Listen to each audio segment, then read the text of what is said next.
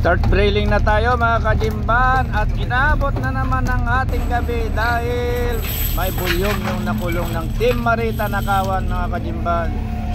At ayan, makikita nyo ang choker, dalawa ang nakakabit na choker na pumipigil sa fish bag natin mga kajimban. Ibig sabihin yan ay marami-rami itong sinasalok natin mga kajimban. Kapag ganyan dalawa ng choker na nakapigil sa fish bag mga kajimban, pinakamababa na ang estimate ay 150 metric ton. At kapag ganyan nakadami yung mga sinasalok na isda mga kajimban, mayroon nang naka-assign na nagbabaldiyo ng lambat sa may regala, kasi kapag magulong ay nagiinit yan at delikado mga kajimban, baka mapunit ang fish bag natin. Sayang yung pinagpaguran na inabot ng hating gabi. Ayan, kikita nyo naman si Chief Mitlox Mirida Calyos, yung may hawak na ito mga kajimban. At yung matso na nakahubad, yan ang mayor namin, si Mayor Okoy o Cosinero mga kajimban. Ayan, at tuloy-tuloy lang pagsasalok ng blessing mga kajimban. Napakaganda ng blessing sa Team Marita itong 2024. At kahit nung 2023 mga kajimban, ganun din, napakagandang blessing ang binigay sa atin ng may kapal. Kaya God is good all the time mga kajimban. Talaga naman umaariba ang Team Marita.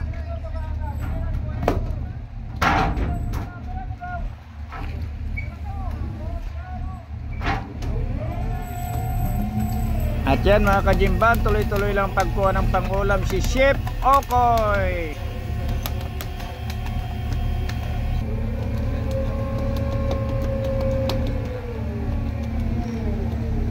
At kapag ganyan nagsasalok na mga kajimban, kailangan umalis ka na sa may dinadaanan ng salok, kasi napakadelikado. Once na may nalagot sa isang kibol na nakakabit sa salok, bali dalawang kibol yan mga kajimban, kaya kapag nalagot ang isa ay naku po, napakadelikado. Napakabilis ang lipad niyan papunta kung saan ang direksyon kung saan yung nalagot ng kibol mga kajimban. Kaya kapag nagsasalok, ayan, umalis kami dyan sa may tapat mismo ng salok, kasi napakadelikado. Lalo na't ganyan, laging puno yung salok natin mga kajimban. Talaga naman nakakatakot. Pati yung mga kibol naglalagatukan. Ayan, wala nang patigil-tigil sa pagkuha ng pangulam si Chef Okoy mga kajimban. Samantalang napakaraming baboy. Talaga naman. Ayan o, panay bit-bit ng yellowfin. Sabagay, napakasarap kasi ng sashimi mga kajimban at kinilaw. Yan ang minsan ginagawa niya, laging may kinilaw at sashimi si Chef Okoy. Salvador Baladi ang tunay na pangalan niyan mga kajimban. Ewan ko kung bakit tinawag na Okoy yan.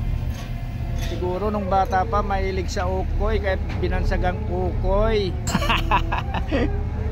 At yan si Chief Mitlox Mirida Calyos mga kajimban, kwento niya sa akin kung paano ko naitabo yung isang grupo ng kawan mga kajimban, kasi kitang kita niya napapasok sa loob ng lambat, ulit yung binubulabog kong isang grupo ng kawan. Kaya ito, napakarami yung sinasalok namin ngayon mga kajimban. Pinakamababa talaga ito, nasa 150 metric tons. Malaman lang mamaya pagkatapos ng pagbi-drilling o pagsasalok. Ayan, nililista niya kung sa ilang metric tons yan at kung saan binubuhos yung isda na yan, kung saan bodega mga kajimban, para pag naggango o nagtransfer sa storage ay alam kung saan ang galing at saan inilagay na storage. Yan, ganyan. Ay, talaga naman wala nang katigil-tigil sa pagkuha ng pangulam si Chef Okoy. Ayan, tuloy-tuloy lang pagsasalok ng blessing mga kajimban. Ito, hindi ko na tinapos ito dahil napakahaba ito. Kung tatapusin ko sa pagpupus ito mga kajimban, sigurado abutin na may isang oras. Kaya ginawa ko lang mga nasa 10 minuto siguro yan. Malalaman na lang mamaya kung ilan talagang metric tons yung nakulong ng Team Marita. Headed by Fishing Master Vicente de la Cruz, kasi nakabakasyon pa si Fishing Master RR mga kajimban, pero ngayon parating na. At ngayon pagpasok namin dito sa Rabaul ay babalik na siya, mag-aeroplano siya galing sa sa Ley papuntang Rabaul mga kajimban. Kaya pagpasok namin sigurado nandyan na si Fishing Master RR, ang mabagsik na fishing master ng Team Marita. Mabagsik manghuli ng kawan mga kajimban. Baka ibang bagsik yung iniisip nyo. At yan mga kajimban, tuloy-tuloy lang ang pagsasalok ng blessing. Talagang naman napakalapit ng blessing sa Team Marita.